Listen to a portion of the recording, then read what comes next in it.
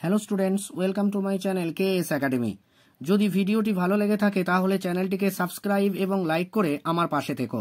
চলো, আজ আমাদের দ্য পাসিং অ্যাওয়ে অফ বাপু গল্পের ইউনিট 2 পড়াবো। টেক্সটে চলে এসো। গান্ধীজির ফিউনারাল, গান্ধীজির অন্ত্যেষ্টিক্রিয়া was to take place the day after his death.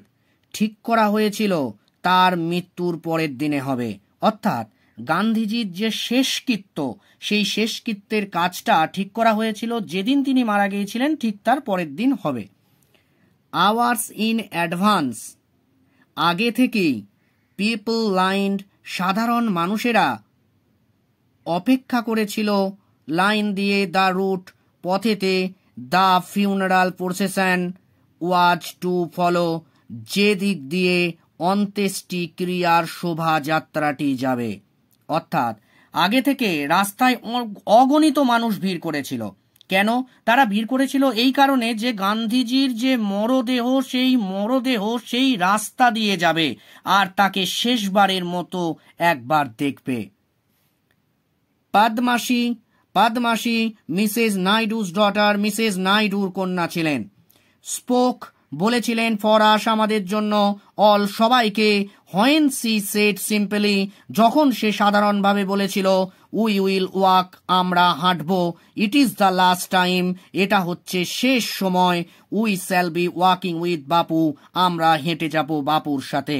অর্থাৎ এখানে পদ্মাসী বা মিসেস নাইডুর ডটার একটা সর্বৈবভাবে একটা সত্যি কথা বললেন যে গান্ধীজির মৃতদেহ যে পথ দিয়ে যাবে সেই পথ দিয়ে আপামর ভারতবাসীর মনও যাবে, এবং কিছু কিছু মানুষ যারা সেই অন্ত্যেষ্টিক্রিয়ার শবযাত্রায় বা শেষকৃত্য যাত্রায় উপস্থিত হয়েছিলেন তাও সেই পথ দিয়ে হেঁটে যাবে শেষবারের মতো।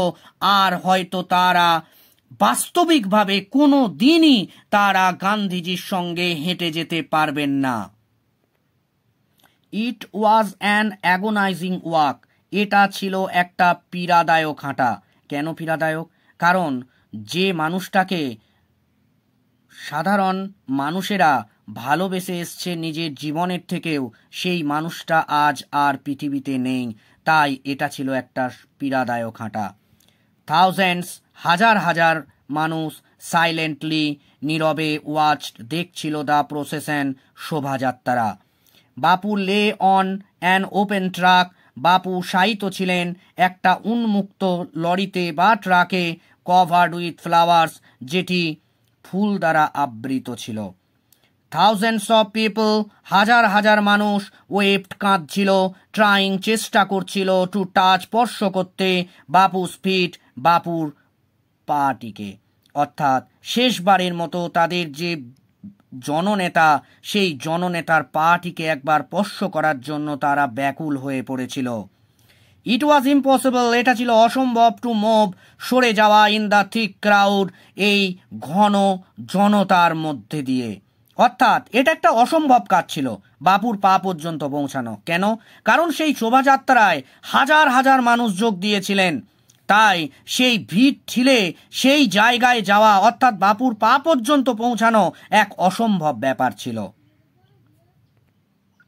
অ্যাজ আই মুভড ফরওয়ার্ড, যখন আমি সম্মুখ দিকে এগুচ্ছিলাম, স্লোলি, ধীরে ধীরে। আই আন্ডারস্টুড, আমি বুঝতে পেরেছিলাম। I was not merely in the midst, আমি ছিলাম না কেবলমাত্র মাঝখানে। অফ গ্রিভিং পিপল, শোকার্ত মানুষের মধ্যে। অর্থাৎ এখানে কবি বলতে চাইছেন যে এত মানুষ উপস্থিত হয়েছে সেই শোভাযাত্রায় যে তিনি নিজেকে ভাবছিলেন হয়তো তিনি মিডিলে দাঁড়িয়ে রয়েছেন, কিন্তু তিনি যখন একবার দেখছেন মনে হচ্ছে এ শোভাযাত্রার মানুষের শেষই নেই, অর্থাৎ অগণিত মানুষ যোগদান করেছিলেন। তাই নিজেকে মিডিলে ভাবা বা মাঝখানে ভাবা একটা বোকামির পরিচয়, তাই সেটাই এখানে বলছেন। This was the even more than the funeral procession, এটা অন্ত্যেষ্টি শোভাযাত্রার থেকেও আরও অনেক বেশি কিছু ছিল। অফ ইন্ডিয়াস বিলাভেড লিডার, ভারতের প্রিয় নেতার। অর্থাৎ এটা শুধুমাত্র একটা শোভাযাত্রা নয়, শেষ শোভাযাত্রা নয়, এটা হচ্ছে আরও অনেক বড় কিছু। কারণ দেশের জননেতা অর্থাৎ সর্বপ্রিয় নেতা মারা গেছেন, তাই সেটা সাধারণ মানুষের মনে এক দাগ কেটে গেছে, সেটাই এখানে কবি বলছেন। I was among people for hmm walking with বাপু, আমি ছিলাম সেই সমস্ত মানুষদের মধ্যে যারা বাপুর সাথে হেঁটেছিল। হ্যাড এ স্পেশাল মিনিং, সেটার একটা বিশেষ অর্থ ছিল। অর্থাৎ বাপুর সাথে যে সমস্ত মানুষেরা হেঁটেছিলেন সেটা সত্যিই একটা বিশেষ অর্থ বহন করে। কারণ দেশকে স্বাধীনতা দিতে যে সমস্ত মানুষেরা অগ্রগণ্য ভূমিকা নিয়েছিলেন তাদের মধ্যে গান্ধীজি একজন বা বাপু একজন। আর সেই সমস্ত মানুষের সঙ্গে হাঁটা মানে সত্যি এটা একটা অনন্য মাত্রা যোগ করে দেয়। উই হ্যাড ওয়াকড, আমরা হেঁটেছিলাম উইথ বাপু, বাপুর সাথে, ওভার দ্য রাফ অমসৃণ অ্যান্ড স্মুথ এবং মসৃণ অফ ইন্ডিয়াজ রিসেন্ট হিস্টোরি, ভারতের সাম্প্রতিকতম ইতিহাসে। অর্থাৎ এখানে কবি বলতে চাইছেন যে বাপুর সাথে তিনি অনেক মসৃণ পথ যেমন হেঁটেছিলেন, সেই রকম অমসৃণ আঁকাবাঁকা পথেও তিনি হেঁটেছিলেন। বাপুর সাথে এই যে ভারতের যে ইতিহাস, সেই ইতিহাস তার সাক্ষ্য বহন করে চলেছে।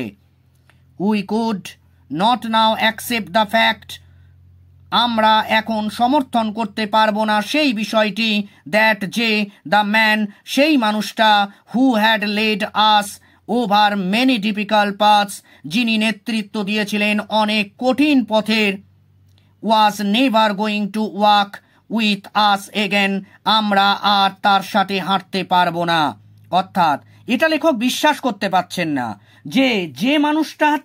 যে মানুষটার সাথে তিনি অনেক জায়গায় গেছেন, অনেক আঁকাবাঁকা পথে তিনি গেছেন, অনেক মসৃণ পথে গেছেন, অনেক অমসৃণ পথে গেছেন, সেই মানুষটার সাথে তিনি আর হাঁটবেন না, এটা কবির বিশ্বাস হচ্ছে না নিজের। বাপুস স্লাইট ফিগার, বাপুর রোগা চেহারা, হ্যাড ওয়াকড, হেঁটেছিল, স্টাফ ইন হ্যান্ড, হাতে একটা লাঠি নিয়ে, over a large part of India, ভারতের একটা বৃহৎ অংশে। অর্থাৎ বাপু হাতে একটা লাঠি নিয়ে ভারতের বিভিন্ন জায়গায় তিনি হেঁটে গেছিলেন, সেই কথাটাই এখানে লেখক বলছেন। To walk is to make slow progress, হাঁটা হয় একটা ধীর গতি প্রক্রিয়া। It is to think with clarity, এটা চিন্তা করলে বোঝা যায়, উইথ ক্ল্যারিটি স্বচ্ছতার সাথে, অ্যান্ড ক্লোজলি লুক এবং কাছাকাছিভাবে দেখা যায়, at all that is around you, তোমার চারপাশে কি রয়েছে, ফ্রম স্মল ইনসেক্টস, ছোট্ট কীটপতঙ্গ থেকে, to the Harijan in the distance, একটু দূরে দিগন্ত রেখা পর্যন্ত।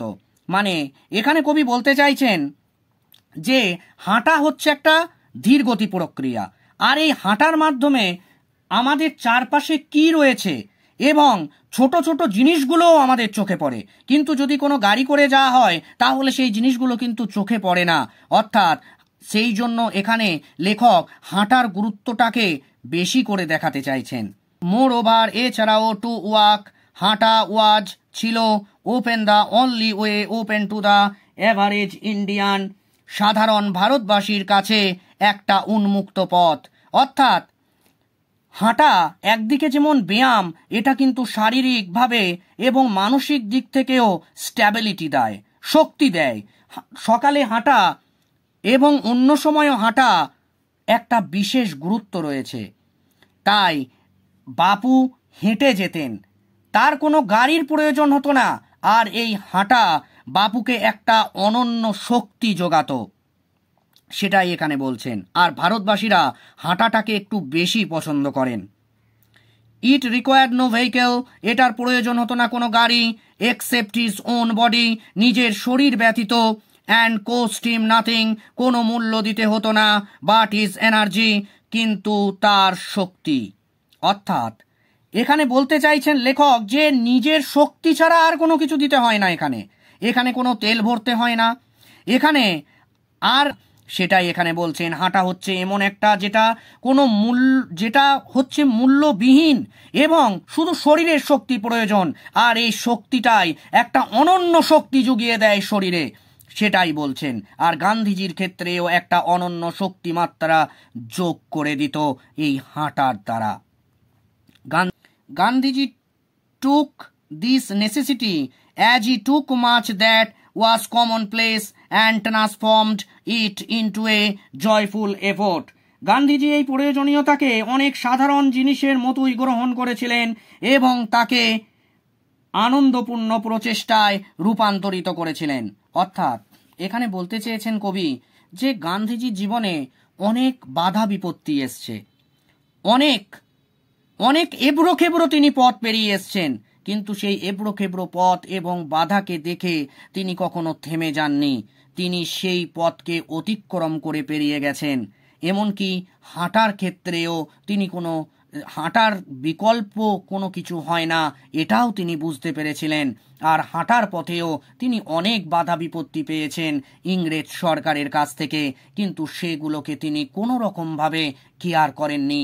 তিনি তার বিরুদ্ধে গিয়ে রুখে দাঁড়িয়েছেন এবং তাই ইংরেজ শাসিত ভারতবর্ষকে তিনি স্বাধীনতা এনে দিতে পেরেছেন। আর এখানেই সেই আনন্দপূর্ণ মুহূর্তের কথা এখানে বলা হচ্ছে, যে মুহূর্তগুলো হয়তো কষ্টদায়ক বা বেদনাদায়ক, কিন্তু তার মধ্যে এমন একটা ক্যাপাসিটি ছিল যে তিনি কষ্টদায়ক এবং বেদনাদায়ক ব্যাপারগুলোকেও তিনি আনন্দপূর্ণ প্রচেষ্টাতে পরিবর্তন করে দিতে পারতেন। সেই জন্যই তার নাম গান্ধীজি। ভারতে সেই জন্য আর দ্বিতীয় কোনো গান্ধীজির সৃষ্টি হয়নি এবং ভবিষ্যতেও আশা করা যায় যে হবে না। তাই তিনি সবার থেকে আলাদা। স্টুডেন্টস, তোমরা দ্য পাসিং অ্যাওয়ে অফ বাপু গল্পের ইউনিট 2 এর শব্দার্থগুলো একবার দেখে নিও।